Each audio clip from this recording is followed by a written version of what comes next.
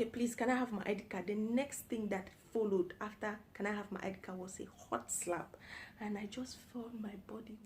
Hello everyone, welcome to my channel, Hanzai237. How are you guys doing? Hope you're doing great. Well, as for me, I'm doing excellent.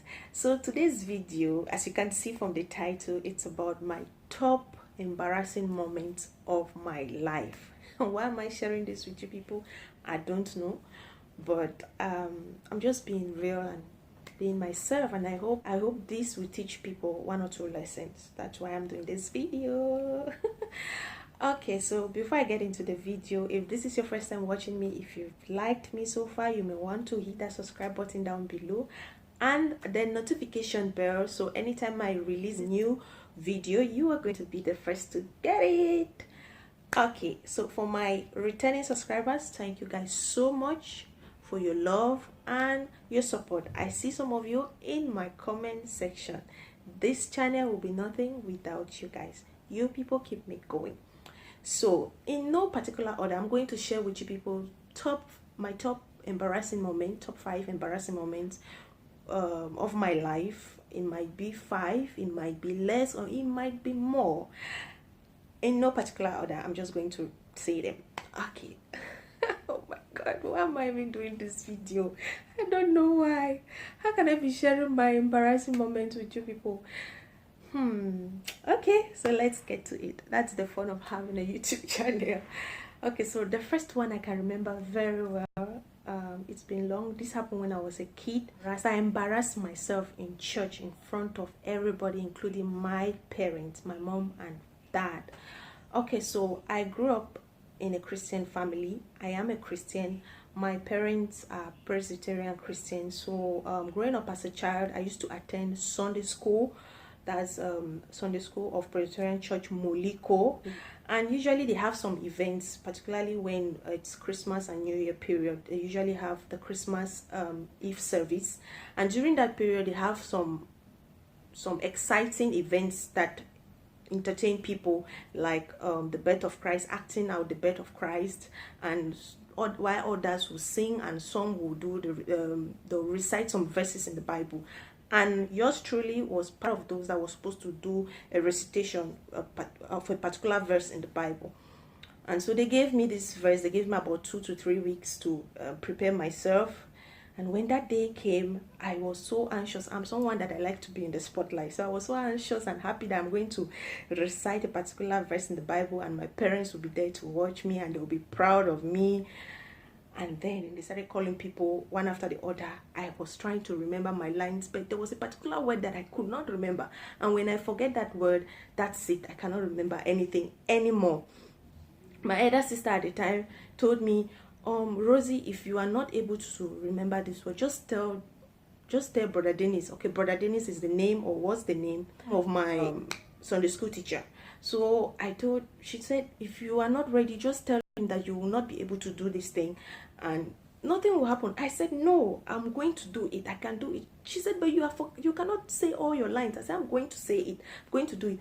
And then when they called me, she was trying to pull me back, and I said, leave me alone. I'm going. And I went up the stage, and then I took a deep breath and I started.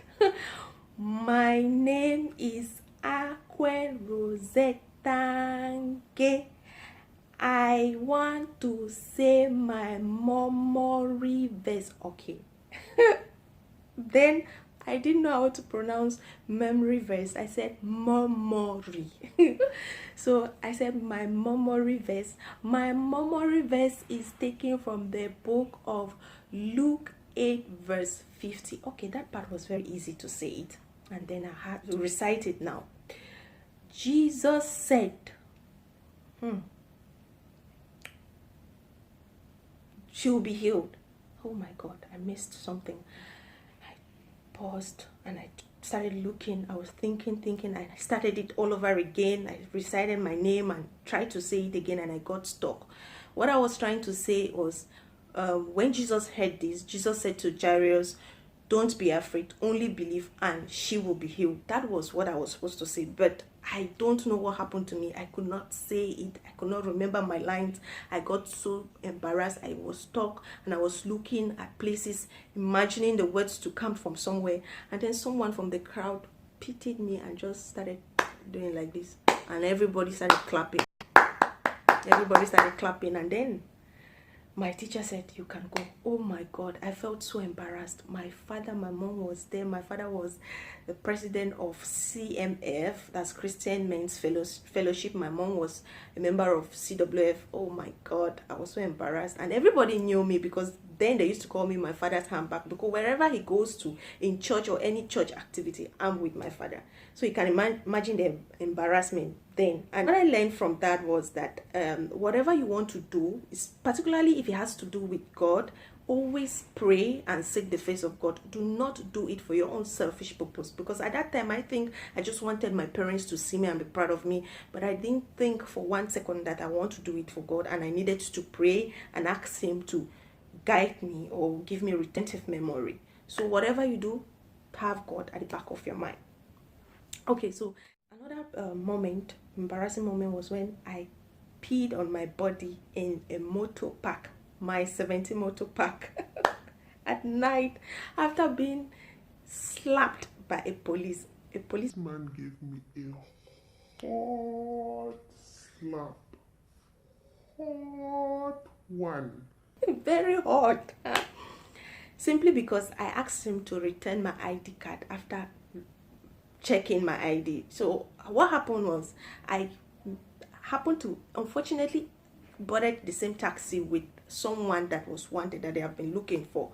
And so when we got to the park, the taxi driver then said, oh please, I want to quickly get something from somebody and I'll be right back. So I was sitting at one side of the car and this guy was sitting at the other, and we're not talking to each other. And then all of a sudden I heard a knock on the door. They opened the door, police officers. I said, okay, they want to check our ID cards. They said I should present my ID. I gave my ID. And then after some time, I noticed he didn't give me back my ID card.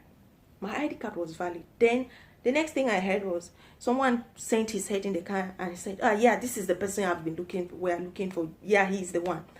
And then I realized there's something that is going on. When I left, then they told the guy, calm down. The guy didn't act surprised. He knew what was going on, but I was surprised. I didn't know. So when they said calm down, they handcuffed his hands, and then I said, okay, please, can I have my ID card? The next thing that followed after can I have my ID card was a hot slap, and I just felt my body wet. I was panicking. I had just left an operation room. I was operated on my breast. That was about 6 years ago. And the next thing, oh, you are the girlfriend of this thief. You are the one who sent him to go and steal. I said, what? I don't know what you are referring to. I don't know what you're talking about. I don't know him. I told the guy, please tell them I don't know you. He was just looking at me like this. I said, what have I gotten myself into? And then they were threatening to take me to the police station. People started gathering. There was somebody who knew me and called out my name. I was so embarrassed, and I just started thinking. I started saying, I don't know where the thoughts or the words were coming from.